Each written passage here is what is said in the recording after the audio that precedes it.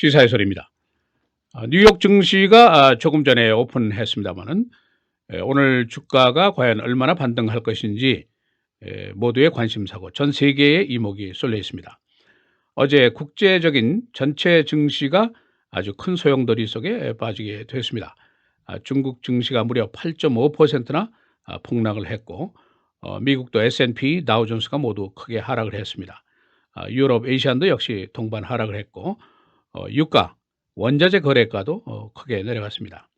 그래서 국제적인 증시 그리고 경제권 전체에 큰 충격을 주었습니다.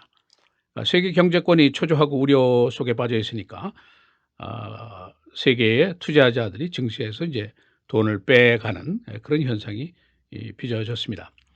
이런 그 큰 충격 이유가 있습니다. 물론 그 중국의 경제 침체 최근에 계속해서 거론이 되어 왔었고 또 유럽의 경제 약화 현상도 계속이 되어 왔습니다. 또 그 밖에 다른 여러 가지 이유도 연결이 되어 있습니다. 지금은 뭐 지구촌 그래가지고 지구가 모두 서로 연결이 되어 있으니까 소위 그 ripple effect 연쇄 작용이 이제 계속되는 거죠. 이것이 이제 결국 따지고 보면은 미국에 사는 시카고에 사는 내 은퇴 자금 401k에도 연결이 되고 미국의 페더럴 리저브의 금리 정책에도 영향을 미치게 될 것으로 이제 예상이 됩니다. 어제 일어난 일을 간략하게 요약을 하면 이렇습니다. 지난 3일 동안 국제 증시가 계속 추락해서 약 3조 달러의 돈이 사라지고 말았습니다. 중국의 관영통신이 어제 이 현상을 중국이 블랙 먼데이에 빠졌다 이렇게 표현을 했습니다. 8년 만에 최저치를 기록을 한 것인데 중국의 상하이 지수가 7.6%가 내려갔고 미국의 S&P 500 지수가 4%나 추락을 했습니다. 유럽, 아시아 역시 크게 추락을 했습니다. 오늘 유럽과 아시아 증시는 이제 반등세를 보였습니다. 그쪽은 이제 시차가 있으니까 미국은 이제 조금 전에 문을 열었으니까 어느 정도 반등이 있을 것으로 예상들 하고 있습니다만 어느 정도냐 하는 것이 지금 이제 관심의 대상입니다. 그러나 중국 증시는 나흘째 계속해서 추락 일로에 들어갔습니다. 이 중국 정부가 뭐 최근에 한 4천억 달러를 들여서 투자자들의 그 도주를 막으려고 안감을 썼습니다만은 제대로 되지 않았죠. 그러니까 속수무책으로 있는데 중국의 증시가 지난 7월 12일보다 무려 38%가 폭락을 했습니다. 그러니까 이것은 수백만 명에 달하는 중산층 중국 투자자 시민들에게 큰 경제적인 이제 손실을 갖다 준 그런 결과를 빚었습니다. 중국의 경제 침체 또 중국이 지금 그 리밸런싱 한다, 재조정을 한다 여기는 뭐 경제 전문가들이 이견이 없습니다. 그동안 주로 제조업 또 수출, 투자 이런 거를 뭐 수년 동안 계속해서 중국이 경제가 고속 성장을 해서 여기서는 뭐 문제가 없을 것이다 하는 생각들을 했습니다만은 이것이 이제 결국 재조정기로 들어가게 된 거죠. 그러니까 이제 소프트 랜딩을 하느냐, 하드 랜딩을 하느냐 이런 선택만 남아 있다 하는 것이 전문가들의 견해입니다. 이 중국의 제조업 지수가 77개월 만에 최저치를 이번에 기록했습니다. 그러니까 수출도 떨어지고 그러니까 중국 정부가 이제 위원화 평가 절하를 이제 여러 번 계속 하면서 인위적으로 조정을 하려고 했습니다만은 이것이 이제 충분하지가 않았습니다.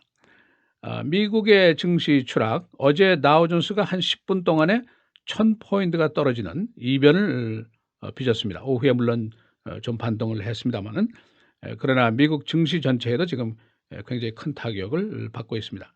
예를 들면은 세계 최고의 기업인 애플사 어제 반등 전까지 13%의 가치가 소진이 됐습니다. 그래서 5,920억 달러짜리 규모의 기업이 지난주에 580억 달러를 잃을 정도로 큰 손실을 봤죠.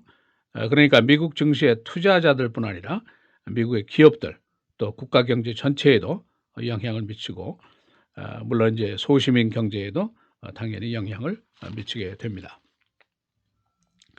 이 세계 증시가 이제 소용돌이에 빠진 원인이 뭐냐 이제 여러 가지 규명들을 오늘 아침에 하고 있는데 대부분 전문가들이 중요한 것은 그 원인이 단순하지 않다, 심플 스토리가 아니다 이런 얘기입니다.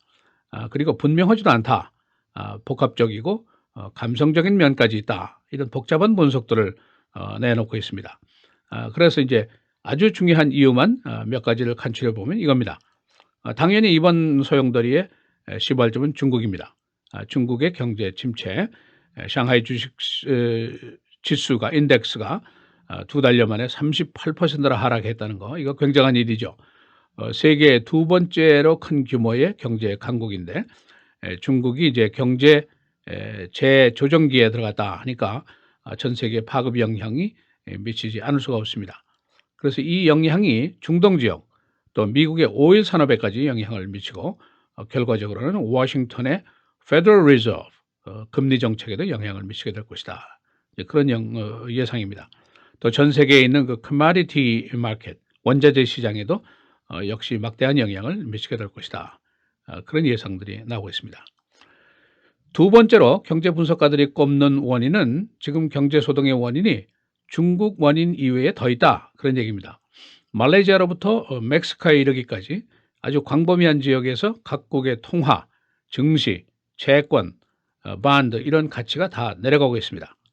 그런데 이게 중국 경제 침체의 파급 영향뿐 아니라 사실은 따지고 보면 워싱턴의 영향도 크다. 그런 분석들을 내놓고 있습니다. 이 페더럴 리저브의 정책이죠. 페더럴 리저브가 이제 경제권에 그동안 쭉 유입해오던 큰 돈줄이 있었는데 미국 경제가 개선됨에 따라서 이제 이것을 줄이고 해서 이제 거의 다 끝을 냈죠.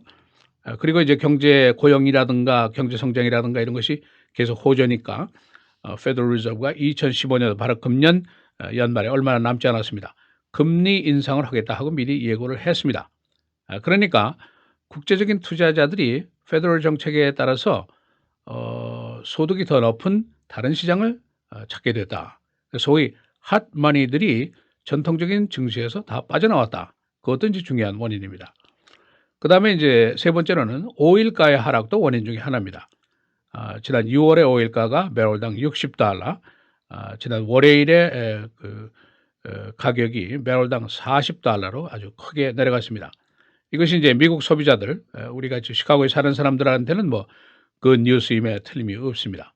그러나 이게 국제 원자재 시장이라든가 이런 데 이제 문제가 있고 원자재 가격도 내리고 그렇게 되죠. 또 중국과 개발도상 국가들의 그 오일에 대한 수요가 줄어듭니다. 경제가 잘 돌아가지 않으니까 오일을 쓸 일이 자꾸 줄어들게 되겠죠.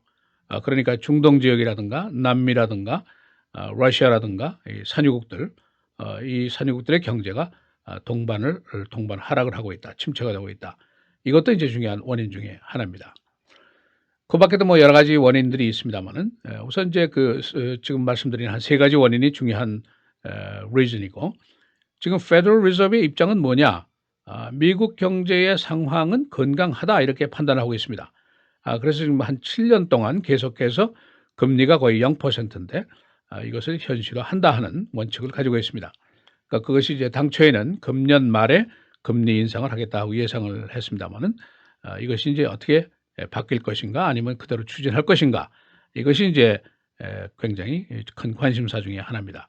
이 페더럴 리저브가 9월 16일에서 17일 사이에 이 문제를 논의하는 회의를 열게 됩니다.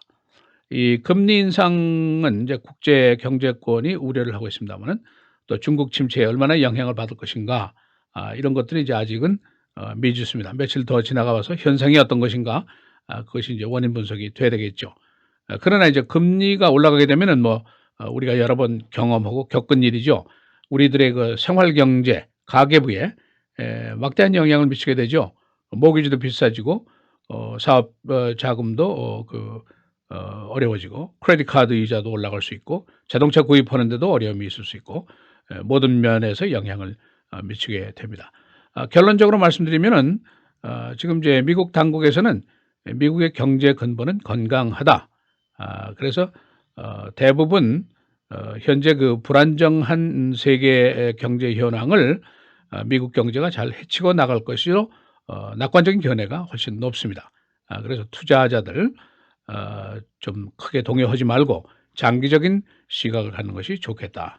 그런 충고들을 전문가들이 하고 있습니다. 시사 해설 김정일입니다.